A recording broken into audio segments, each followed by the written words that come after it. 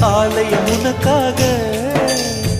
வானில் ஒரு புயல் மழை வந்தால் அழகே என்னை எங்கனம் காப்பாய். கண்ணே உன்னை என் கண்ணில் வைத்து இமைகள் எனும் கதவுகள் அடைப்பே. சத்தியமாகுமா?